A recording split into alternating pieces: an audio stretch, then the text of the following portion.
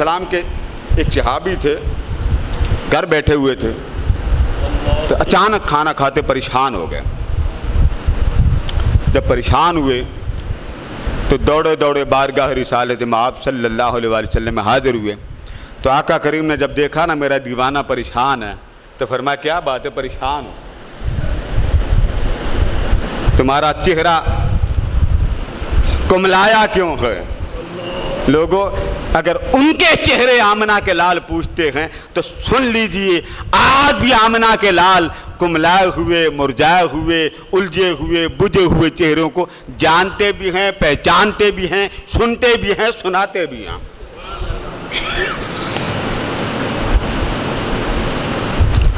اس صحابی نے کہا آقا میں اس لیے پریشان ہوں کہ جب دل کرتا ہے ہم گھر سے نکلتے ہیں اور آپ کا دیدار کر لیتے ہیں، ہمیں کوئی روک ٹوک نہیں۔ آج جب چاہے دن ہو یا رات ہو دل تڑپتا ہے، گھر سے نکلتے ہیں اور آپ کے دیدار کے اپنے قلب و باطن کو ایمان کی زیادتی میں بڑھا لیتے ہیں۔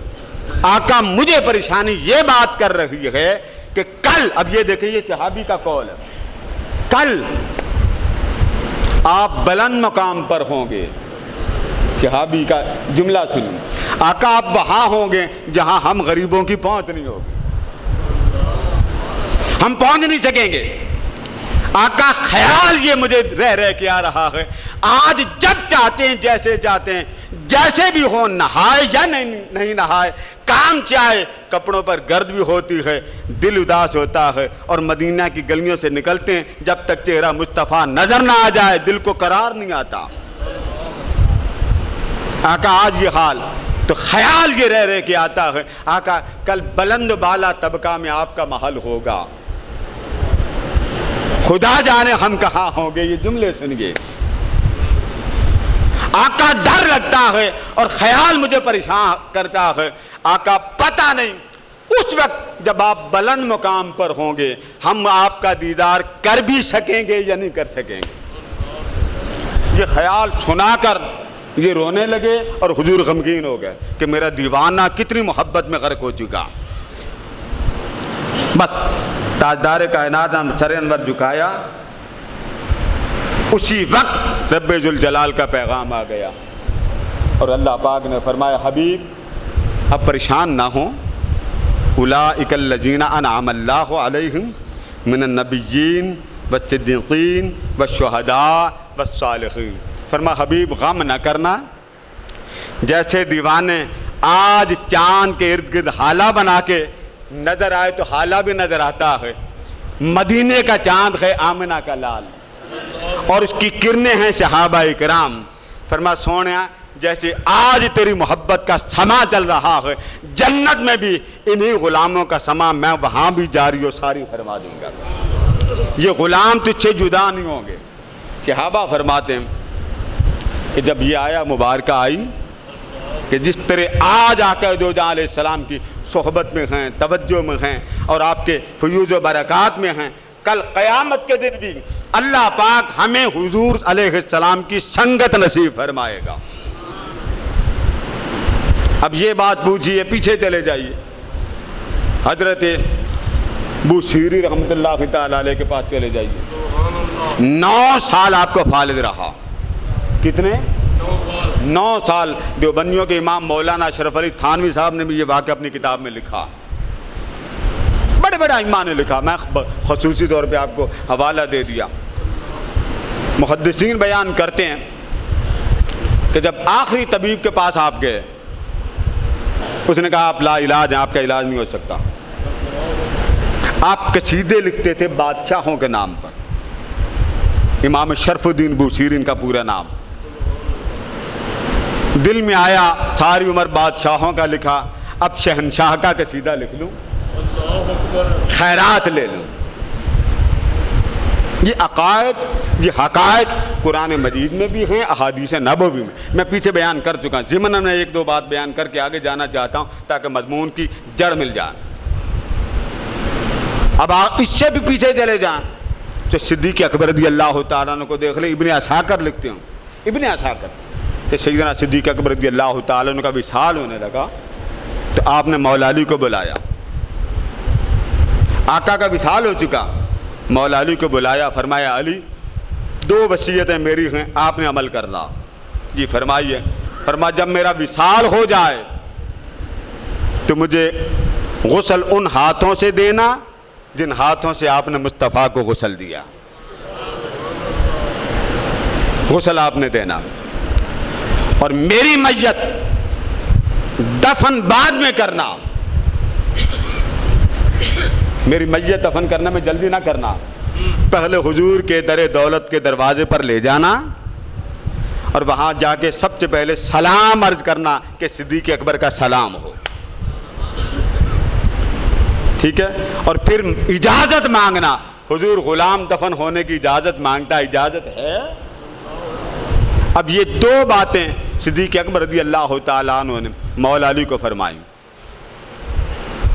آپ کا وصال ہوا، حسب منشا حسب حکم آپ کا جسد مقدسہ، جالیہ مقدسہ حضور کے روضہ اطہر کے پاس لے کر گئے، سلام ہی عرض کیا تھا مولا علی نے، کیا عرض کیا تھا؟ سلام عرض کیا تھا۔ اندر سے آواز آتی ہے ادخل الحبیب الی الحبیب، دیر کس بات کے کرتے ہو، صدیق کو میرے پاس پہنچا دو، دیر کس بات کی کرتے ہو، محبوب کو محبوب کے پاس لے آؤ۔ تو لوگوں عقیدے تب بھی صحیح تھے جب دل صاف تھے، عقیدے اب بھی صحیح ہو سکتے ہیں اگر دل کو صاف رکھا جائے، ایسے جیسے آپ گھر بچوں بیوی کے ساتھ اپنے دل کو صاف رکھ دیں کہ یہی ٹھیک ہے، اسی طریقے سے عقیدہ مصطفیٰ کے ساتھ بھی ساتھ کرو کہ جو کچھ مجھے انہوں نے اللہ سے لے کر دینا میرے اعمال نے وہ چیزیں نہیں لے کے دینی۔ تو آپ کو امام شرف الدین بوصیری کو 9 سال فالج رہا، آپ نے اشعار لکھے، اشعار لکھے اور آپ غمگین ہو کر دروازہ بند کر کے اس سارے قصیدے کو لکھا۔ قسمت جاگی رات کو تاجدار کائنات کا دیدار ہو گیا، فالج تھا 9 سال سے، ٹانگے میں جان نہیں تھی۔ دیکھا آقا کریم تشریف لے آئے، فرما بوصیری جی آقا، فرما میری نعت سنا جو تم نے لکھی ہے۔ آقا کیا پوچھ رہے ہیں؟ میری؟ آپ بھی درود اس طرح پڑھا کریں کہ کبھی تو آ کر فرمائیں گے نا ذرا اپنے لبوں سے مجھ پر درود تو پڑھ کے دکھاؤ۔ اگر بوصیری کا سن سکتے ہیں غلاموں، آپ کا بھی سن سکتے ہیں۔ آقا کون سا قصیدہ؟ فرما وہ جو ان دنوں میں لکھا۔ موقع سمجھ گئے، عرض کہتے ہیں آقا سنا دیتا ہوں، ٹانگوں میں جان کوئی نہیں، میری ٹانگوں میں جان کوئی نہیں، فالج ہو گیا۔ فرما قریب آؤ، قریب آئے، میرے آقا نے اپنا دست مبارک پھیرا، فالج دور ہو گیا۔ اب یہ سارا واقعہ کب کا ہے ذرا بولیے؟ حالت بیداری کا ہے یا خواب کا؟ خواب کا۔ یہ بعد میں حدیث سناؤں گا کہ آقا علیہ السلام کا فیض کیسے آج زندگی میں جاری ہے، یہ آقا کے فرمان۔ جب دست مبارک پھیرا فالج دور ہو گیا، انہوں نے نعت سنائی، آقا خوش ہو گئے۔ آقا کے کندھے پر کملی تھی، فرمایا بوصیری لے یہ چادر تیری نعت سنانے کا گفٹ ہے۔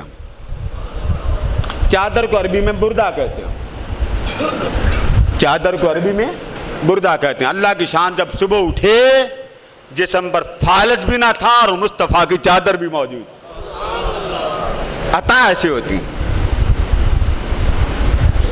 باہر نکلے، اب آپ دیکھیں محرم راز کیسے بنتے ہیں۔ باہر نکلے تو ایک بابا جی بیٹھے تھے، بلا کے کہنے لگے بوصیری وہ نعت مجھے بھی سنا دے۔ ابھی لکھی تھی، کسی کو اوپن نہیں ہوا تھا کہ کاغذ اندر پڑے۔ پوچھا بابا جی کون سی نعت؟ کسی کو سنائی تو ہے نہیں، کیونکہ 9 سال آپ گھر میں رہے۔ اس بابا جی نے کہا وہ نعت جو تو مصطفیٰ کو سنا رہا تھا۔ انہوں نے کہا جی میں نے تو کسی کو نہیں سنائی۔ آپ کو کیسے پتا چلا میں نے سنائی؟ اب کریدنا چاہتے تھے، اس بابا جی کو پتا کیسے چلا؟ اس بابا جی نے کہا بوصیری جب تو نعت سنا رہا تھا نا اور حضور جھوم جھوم کے سن رہے تھے، میں بھی دور بیٹھا مصطفیٰ کو دیکھ رہا تھا۔